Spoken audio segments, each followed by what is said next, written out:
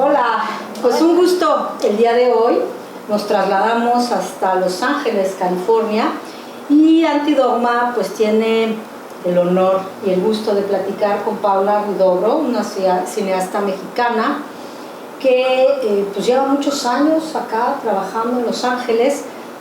Y a mí me gustaría empezar, Paulita, justamente hablando de esta carrera. Paulita, yo la conozco, es una gran amiga mía, una gran amiga desde hace muchos años, que no diremos cuántos, porque ese es mi yo siempre. No hay que decir cuántos años, solamente decir que hay muchísimo cariño y que, bueno, nos conocimos allá en el Centro Cultural Arte Contemporáneo, estudiamos juntas fotografía también con Saúl Serrano, estuvimos en varios cursos de fotografía artística con él. Y de pronto, bueno, pues yo me encuentro con que Paulita catapulta y de pronto ya está trabajando en los grandes escenarios. Entonces quisiera que nos platicaras un poquito para que podamos ir conociendo tu trayectoria. ¿Cómo te iniciaste, Paulita, en este medio del cine? ¿Cómo empezaste tu carrera profesional? Sí, definitivamente fue gracias al acceso de cultura que hay en la Ciudad de México que todo inició. O sea, el poder ir a la Cineteca Nacional y el poder ir a ver todas esas muestras maravillosas y, no sé, el acceso a todos los museos y también el haber tomado clases de fotografía con Saúl Serrano. Empecé a los 13 años en un curso con él y de ahí tomé el curso que era de adultos y, o sea, fue definitivamente gracias a él. Claro, empezaste en el verano. Sí, empecé en el curso de niños, pero sí, Saúl Serrano fue un profesor increíble que realmente abrió mi mundo y el haber descubierto la foto en la adolescencia fue un regalo magnífico. ¿Y cómo es que, digamos, empiezas a desarrollar tu perfil profesional? Es decir, ¿en qué momento te das cuenta que la fotografía es lo tuyo y que no solo lo quieres hacer como una suerte de actividad que te gusta, un hobby, sino que realmente te quieres dedicar a ello? Bueno, o sea, después de estudiar foto también estudié un montón de historia del cine con Jorge Ayala Blanco y cursos sobre Buñuel y también cursos de cine en la Alianza Francesa y mi mamá era también como muy apoyadora en mis desarrollos artísticos y no sé, tenía como mucha motivación y mucha curiosidad y quería aprender todo lo que se podía aprender y apliqué a una escuela en Londres que se llama The London International Film School y fui ahí después de terminar la preparatoria en México y la escuela, igual y no es la mejor escuela, pero el de haber vivido en Londres de los 19 a los 22 años fue increíble. Y no sé, aprendí también a filmar en cine, que era ya como el final de 35 milímetros y el empiezo de la era digital. Y de ahí después de Londres fui a Los Ángeles a AFI, American Film Institute. Y platícanos, en AFI, o sea, ¿qué pasa? ¿Cómo haces tu ingreso? ¿Es como para una licenciatura más o menos? AFI es una maestría. Una maestría ya. Sí, tienes que aceptan, es como más específica en la profesión que decides hacer en el cine y los estudiantes han tenido alguna experiencia o tienes que mandar algún como reel de trabajo que has filmado y tienes que escoger tu disciplina y yo había hecho ya varios cortometrajes y tenía mi reel. ¿Habías hecho varios cortometrajes pero en el área de fotografía? Ajá, sí, bueno, o sea, igual como estudiante no eran perfectos, pero eran suficientes para aplicar. Y después, o sea, de ahí, una vez que terminas en la escuela de fotografía acá en Los Ángeles, ¿cómo es que te insertas ya al mundo profesional? Porque yo creo que eso es súper importante mencionar, ¿no? Para mí, siempre resaltar este proceso de la profesionalización, porque pues me parece que es ahí donde uno empieza como a construir estas redes, ¿no? Con el resto de gente que esté involucrada en el medio artístico o en el medio, en este caso, filmográfico. ¿Y cómo es que empiezas a encontrar por dónde agarrar tu beta y por dónde encontrar diversas producciones para trabajar? Sí, definitivamente ayuda el haber descubierto que era lo que quería hacer desde joven y tener como la ambición de hacer lo que fuera para aprender y para como, no sé, hice un aprendizaje con Emmanuel Lubezki en Lemon y Snickets y eso fue increíble porque ver una película de $200 millones cuando eres un estudiante es como mágico y también te ayuda a desarrollar relaciones con gente más establecida que por el hecho de que eres joven y estás empezando también te ayudan más y igual puedes enseñarles tus trabajos que has hecho o puedes preguntarles como consejos y de ahí también empecé a filmar varios cortometrajes y mi corto en AFI ganó el Oscar de los estudiantes, que fue muy buena. ¿Y en qué medida, por ejemplo, ahorita mencionas a Emmanuel Lubezki, consideras que de alguna forma la latinidad o este origen mexicano en un momento dado te conecta con determinadas personas que son cruciales y de ahí te va abriendo paso? ¿O consideras que eso realmente ya hoy por hoy en Hollywood a lo mejor no pesa? ¿O sí es importante de pronto la mirada externa? ¿Cómo vas viendo esto?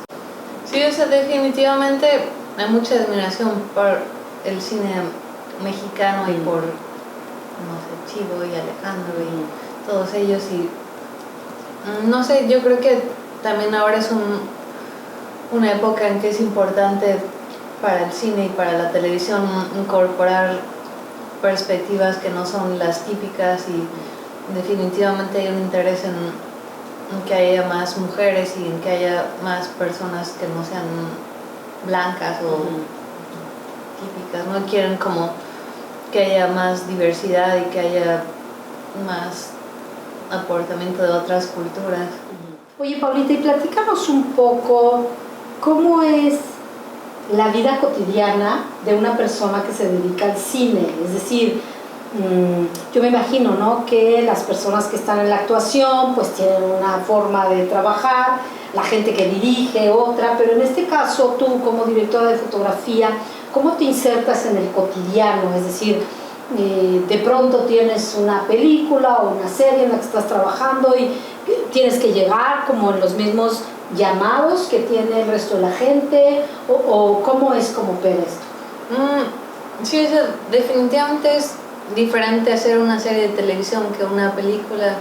En las series de televisión tienes mucho menos tiempo para preparar y además preparas con el primer director, pero hay varios directores en una serie, entonces por ejemplo la última serie que hice se llama Pam and Tommy para Hulu, que es la historia de Pamela Anderson y el tape que le robaron, y es con Seth Rogen y Lily James y Sebastian Stan, y el director que hizo los 3 primeros episodios lo adoro y se llama Craig Gillespie, hizo Cruella y también filmé con él Physical, y él es tiene una visión súper clara y es súper talentoso, pero después de él vienen otros directores y no tienes ya tiempo de preparar y entonces tienes que como mantener la visión y el ritmo y una unidad, pero también como incorporar una persona nueva en el set, entonces requiere de mucha energía. Pero ahora que voy a hacer una película es mucho mejor porque tienes más tiempo de preparar y hay como una visión completa y solamente una misión que es mucho mejor. ¿Y cómo te preparas? Es decir, ¿de qué te nutres visualmente para entrar o cambiar de un proyecto a otro, para pasar a lo mejor de una época a otro, ¿no?, de una serie quizá contemporánea a una película de época? ¿Cuáles son tus referentes visuales? ¿Ves mucha foto? ¿Ves mucho cine? ¿Ves arte? ¿Museos? Todo esto lo has mencionado, pero digamos, ¿cómo tú en lo personal te nutres para dar con el justo de lo que pretende cada proyecto? Por ejemplo, ahora estoy preparando una película dirigida por Kenya Barris con Jonah Hill y Eddie Murphy y Zoe Kravitz, y es una comedia romántica sobre dos familias completamente diferentes, que, no sé, Jonah Hill y Zoe Kravitz son novios y se quieren casar, y Jonah Hill es judío y Zoe Kravitz es African American, y es como la mezcla de las culturas. Entonces hay como escenas claves, y he estado viendo como muchas películas sobre, no sé, familias o cenas o bodas o escenas románticas, Woody Allen, no sé, varias comedias francesas donde hay escenas gigantescas en una mesa, y no sé, como que ayuda a ver segmentos de cómo otros cineastas han capturado de forma exitosa, y a partir de ahí como empezar a sentir lo que se siente correcto o no para contar nuestra propia historia. Y eso es solo como un punto de inspiración, y de ahí es como conversar con el director y ir a las locaciones y descubrir nuestro propio lenguaje. Y es interesante también porque, bueno, yo sé de tu formación, que de verdad empezaste súper chavita, y recuerdo, ¿no?, esta pasión por el cine, porque eso, como mencionabas, llegábamos a ir a la muestra, y tú, bueno, ibas muchísimo. Tu mamá también, que es seguidora del cine, y bueno, que le encanta y tal, ¿no? Pero a mí me gustaría que nos platicaras si tienes tú, por ejemplo, películas que para ti son icónicas, y que fueron películas de las cuales tú abrevas, de las cuales tú tomas algo, o no, y han ido pasando de día a día, y eso no tiene mucha interferencia en tu forma de ir construyendo la imagen. No, sí, hay películas definitivamente que veo muchas veces, y que el solo hecho de verlas te hacen sentir bien y te inspiran y te hacen como creer en el cine y en la forma de que siempre puedes innovar y puedes contar historias de una forma que mueven a la gente. Me encanta, bueno, Fanny Alexander, o El último emperador, o 8 y medio, o Michael Haneke. Wow. No sé, Godard me encanta, Woody Allen. A pesar de todo. A pesar de todo, sí. Y digamos, a mí me gustaría escuchar cuál es tu experiencia y también tu opinión respecto de esta suerte de transición que viene dándose en los últimos años con el surgimiento de todas estas plataformas. Pienso en Netflix, pienso ahora nos estás diciendo Hulu, Apple TV, etcétera, que digamos las producciones han cambiado desde dónde vienen los fondos, y cómo es también el medio en el cual se van a reproducir, ¿no? Porque pues uno piensa en cine y quizá de una manera más tradicional piensa en la sala, piensa en este ritual de ir y presentarse eso colectivamente, pero ahora es que también muchas, realmente la gente las acaba disfrutando en la sala de su casa, ¿no? ¿Y qué piensas tú de esto y cómo ves que eso ha dado un giro o no a la industria que ha producido todo esto, pues este desarrollo? Sí, yo creo que, o sea, definitivamente las series de televisión tienen más acceso a que la gente las vea. Igual y desafortunadamente la gente va menos al cine, y las películas se pueden llegar a perder porque no tienen el apoyo de marketing o no sé. Entonces yo creo que las series de televisión ahora tienen más dinero y tienen acceso a talento súper increíble, o actores famosos que antes hacían solo películas, y también tienen los presupuestos de lograr cosas muy buenas y muy desarrolladas. Entonces sí, yo creo que cualquiera de las dos cosas es muy buena. Sí. Y a mí me gustaría que nos platicaras un poco cuál es el papel de la directora de fotografía dentro de una película, porque a lo mejor la gente no conoce mucho, ¿no? Nosotros, pues sí, el director, el guionista, ¿no?, iluminación, pero ¿Cuál es el papel de la foto fija o de la dirección de fotografía? ¿En qué diverge a lo mejor de la dirección artística o van de la mano? Un poquito platícanos esto. Sí, la dirección de fotografía es como capturar, no sé, todos los aspectos del cine a través de la cámara, no sé, cómo capturas la historia con la iluminación o cómo se mueve la cámara o cómo encuadras los cuadros o si se ve más cálido o más frío o si la cámara se mueve, no sé si hay como grúas o si es como cámara en mano o es como contar la historia a través de la cámara. Y no sé, con el director tienes el guión y te presentas al lugar y el director empieza a trabajar con los actores. Sí, entonces está escrito el guión y llegas a la locación y en general ya has platicado, ya has tenido varias conversaciones con el director de cómo quieres capturar la escena, pero igual y las cosas cambian y tienes que decidir dónde van a estar los actores y si se van a mover o si están sentados y desarrollas como la serie de planos que van a contar la historia en esa escena. Y a mí me gustaría que nos platicaras un poco, hace un momento mencionabas esta quizá tendencia que hay actualmente por abrir las voces, las miradas hacia la diversidad, ¿no? No solo en un sentido quizá étnico, racial, sino también a lo mejor de género o de preferencia sexual, etcétera.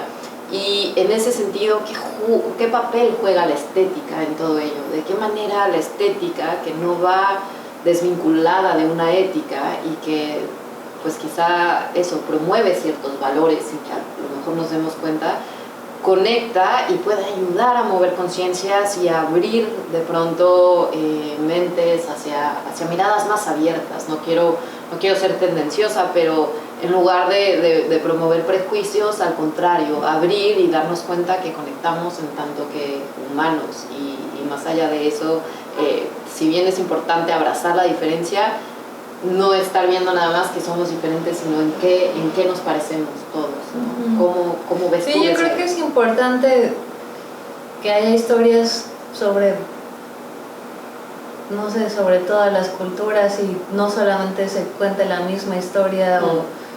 Y también yo creo que si es una historia sobre latinos, no quieres que alguien que no sea latino o que no conozca la cultura te diga cómo viven o cómo sienten, porque no es real y no es una visión sincera. Entonces yo creo que hay como curiosidad y deseo de saber de otras culturas y de que como la voz de ellos sea escuchada y sea auténtica. Sí, y para de pronto pues difuminar un poco todos los estereotipos, ¿no? Que pienso que en una sociedad anglo de pronto estaban demasiado arraigados porque pareciera que hasta determinada época siempre se reproducía un mismo discurso, una misma mirada que tendía a ser la del hombre blanco, ¿no? Sí, también, no sé, como que o habría como un personaje latino o un personaje afroamericano. Y sí, definitivamente ahora ya hay otras plataformas donde la gente quiere ver gente que se parezca a ellos o historias que sean auténticas para ellos. Y Paulita, a mí me gustaría que nos platicaras en cuanto a tus producciones o a tu trabajo, por ejemplo, qué premios, qué galardones, qué reconocimientos has obtenido hasta ahora y si esto es muy importante en la industria fílmica o simplemente pasa como, no sé, en el sector literario a lo mejor, ¿no? Obtener algún premio, sí, por tu poesía o por tu novela o lo que sea, pero sí me gustaría que nos platicaras qué peso tiene el tener alguna premiación o el participar de pronto en alguna cinta que haya sido galardonada de alguna forma. No, o sea, sí tiene mucha importancia la atención que los proyectos reciben. Hice una película que ganó el premio de la audiencia y del jurado y no sé, todos los premios de Sundance este año 2020 y eso ayudó que Apple TV comprara la película por 25 millones y que le ponga de dólares. Okay. Y que le ponga mucha atención y que haga promoción y que se asegure que los críticos la vean y no sé, sí hay como mucho importancia y atención a premios o los Emmys si es alguna serie de televisión. Yo creo que ayuda a que tenga más audiencia. Y en eso justamente, ¿qué importancia tienen las audiencias? Es decir, porque de pronto hay películas independientes que son maravillosas, que son buenísimas, ¿no? Y bueno, está por supuesto Sundance, que apoya muchísimo esta parte de filmación, muy diferente a las clásicas, ¿no? Cadenas o el cine de Hollywood y demás, ¿no? Pero aquí, por ejemplo, en ese tenor, ¿qué importancia tienen, por ejemplo, todas estas posibilidades que hay para la industria independiente, para el cine independiente, ¿no? ¿Cómo se puede ir metiendo? Porque a lo mejor muchas de esas son, o podríamos considerarlas inclusive mejores películas, ¿no? Que el cine de Hollywood que vemos que ya nos da mucha flojera, o que es lo mismo, o que, como hemos dicho tantas veces, el cine es un poder fuertísimo, ¿no? Es un tanque de pensamiento, ¿no? Un think tank que lleva como determinadas ideas, determinados preceptos, pero de pronto viene esto, ¿no? Las películas independientes son un cine diferente. Entonces, ¿de qué manera las audiencias o se pueden medir este tipo de producciones fílmicas con base en cuánta gente las ve? No, yo creo que son criterios muy diferentes, ¿no? Para alguien lo más importante puede ser el dinero o la fama, o para otra persona puede ser el nivel de creación artística o de belleza o de, no sé, como elementos morales. Yo creo que hay como muchos criterios para definir si algo es bueno o no. Y no sé, yo creo que es como poder seguir teniendo la posibilidad de crear y de seguir haciendo cine o de, no sé, como no sé, just carry on. Y ahorita mencionabas un proyecto de 2020 que fue muy galardonado, y yo no puedo dejar de pensar en el contexto que estábamos, y bueno, no hemos terminado, ¿no? Que es el contexto pandémico, con COVID de por medio. ¿De qué manera has experimentado tú los cambios que ha supuesto esta realidad? ¿Cómo se ha transformado la manera de producir, de hacer cine? Y también en algún momento lo habíamos llegado a comentar Reine y yo con otros amigos cineastas, de lo que implica en un momento dado este momento histórico para la cinematografía, en el sentido de que el día de mañana, cuando se esté hablando del 2020 o del 2021, pues vamos a tener que pensar que esto estaba pasando, ¿no? Y que quizá el otro día vimos una serie, no recuerdo el nombre, en donde ya aparecía la gente con mascarillas. Entonces ya era parte de la cotidianidad, en donde salía la gente a la calle y están portando esto. Entonces, digamos, desde medidas de seguridad detrás de cámaras hasta una estética que necesariamente nos va a hablar de este contexto. Sí, bueno, cuando filmamos ahora tenemos que hacernos la prueba del COVID 3 veces por semana y hay que tener mascarilla, y luego al principio de la pandemia también había que tener esa careta. Y no sé, todo es como zonas separadas, y si alguien se enferma hacen como cuarentena de la gente que estaba alrededor. Y o sea, eso toma también muchísimo dinero de las producciones, el hacer todas esas pruebas. Pero no sé, gracias a Dios las películas que he hecho no son sobre la pandemia, entonces es un poco de respiro de no ver a la gente con las máscaras. ¿Y tú consideras, Paulita, que justamente estos eventos, esta pandemia, ha significado un cambio en la industria fílmica, o significará un cambio en la industria fílmica, o ya ahorita se adecuaron las situaciones? Porque justamente nuestro cuarto número que tenemos acá hicimos una plática en Sumarte donde hablamos de la cuestión del cine, ¿no? Y Claudia Puebla nos platicaba, que ella es gerente de locaciones, y nos decía que todo había cambiado allá en México porque ya las locaciones era distinto y ahora justamente la forma del catering, de servir la comida era distinta, entonces era muy distinto filmar afuera que filmar adentro, entonces todo esto estaba pues revolucionando y estaba cambiando la manera de hacer el cine, ¿no? Entonces yo no sé si tú consideras que ahorita ya se estandarizaron las cosas y se volvió a la normalidad, o en efecto esta es una nueva normalidad y las cosas ya cambiaron definitivamente. No, espero que no hayan cambiado definitivamente. Yo creo que es algo temporal, esperemos. ¿A ti te gustaba como estaba? Sí, sí, era mucho mejor antes, porque ahora comes, tienes que comer tú solito, no sé, no hay como límite del número de gente que puede estar en un cuarto. Sí, yo espero que sea una realidad pasajera.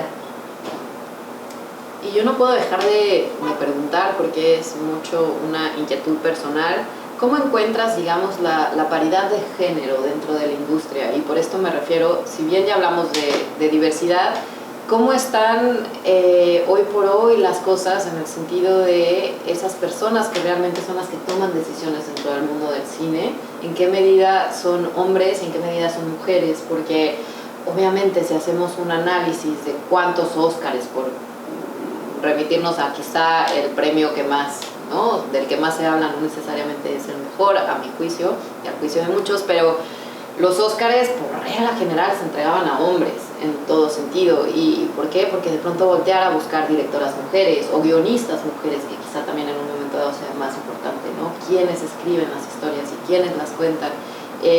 ¿Notas que eso está cambiando hoy por hoy, que realmente hay mucho mayor posibilidad de que las mujeres se inserten en esta industria y generen una cinematografía pues desde otros lugares? No quiero decir necesariamente femenina, porque pues a saber que sea eso, pero sí contar desde otro lugar las historias.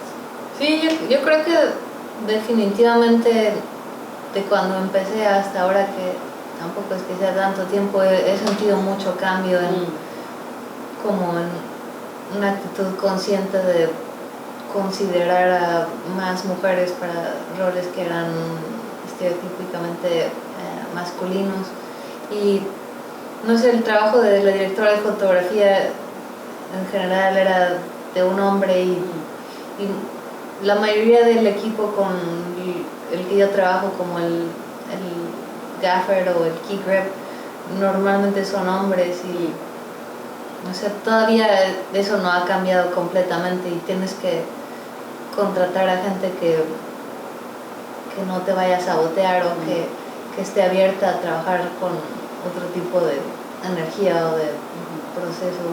Y sí ha sido, digamos, a lo largo de tu trayectoria una cosa de la que te has dado cuenta estando ahí en el día a día, ¿no? Que de pronto pueda ser difícil lidiar cuando tienes a tu cargo a quizá puros hombres, ¿no? Sí, ese es definitivamente una parte más de, además del trabajo y de la visión y todo eso, es como lidiar con géneros o con estereotipos o con actitudes. Y sí, desafortunadamente hay veces que no es la mejor experiencia, pero yo creo que ahora como que hay una tensión en no como seguir manteniendo esas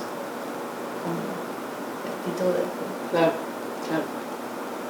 Y Paulita, a mí me gustaría que nos hablaras justamente a la audiencia de las juventudes. Nosotras, bueno, trabajamos mano a mano con la Universidad de la Comunicación. En la Universidad de la Comunicación está la carrera de cine, entre otras 8 carreras, son 9 carreras dedicadas a los contenidos. Entonces a mí me gustaría que tú nos platicaras o que tú dieras algún consejo, ¿no? Si es que lo puedes hacer, a lo mejor no te dejo tarea fácil, pero bueno, ¿qué consejo le darías tú a toda esta gente que se está formando, que está haciendo contenido, de la importancia que pueda tener su trabajo, ¿no?, en un futuro, desde una carrera de publicidad, de mercadotecnia, de cine, de gestión cultural, periodismo, etcétera, ¿no? Como de qué manera empaparse, ¿no?, en toda esta cuestión del arte y la cultura, de qué forma impacta, de qué forma tiene un peso para el desarrollo de sus profesiones. Sí, México es un país increíble para crecer. Yo estoy muy agradecida de la Cineteca Nacional y no sé, como que la cultura mexicana aprecia mucho el arte y hay como mucho entusiasmo y acceso a cosas, y yo creo que, no sé, hay como una comunidad y una calidez, y yo creo que si tienes el deseo de aprender, hay como recursos de hacerlo. Paula, pues muchísimas gracias, ha sido un gusto estar aquí, que nos hayas recibido, que nos hayas contado de esta travesía, y a nombre pues de Reina y mío queremos reiterarte nuestro agradecimiento y esperando de que a las audiencias pues les guste escuchar tu testimonio de vida, que sin duda es algo pues muy importante y es una historia de éxito, de alguien que le apuesta a lo que quiere, que va por ello y que ahí a donde va pues lleva consigo este estandarte de hacer arte y cultura. Muchas gracias, de verdad, Paulita, por abrirnos las puertas de tu casa. Nos venimos a meter directamente hasta la cocina, hasta el baño, la cocina, la recámara, en fin, invadimos tu espacio, pero te agradecemos muchísimo. Yo te lo digo de verdad, de todo corazón, estoy muy orgullosa de la trayectoria que llevas. Como lo mencionamos en un principio, pues sí, te conocí a los 13 años y era maravilloso, y verte ahora cómo has evolucionado y cómo has llegado hasta acá, pues me da un gusto enorme. Te agradezco, te felicito, y pues esperemos pronto te des una vuelta en México y tal vez tengamos oportunidad de reencontrarnos nuevamente para que pues a través de Antidogma podamos tener este paso con estas juventudes, con estas audiencias, que escuchen un poco más sobre tu formación y sobre tu carrera. Muchísimas gracias, Paulita. Gracias.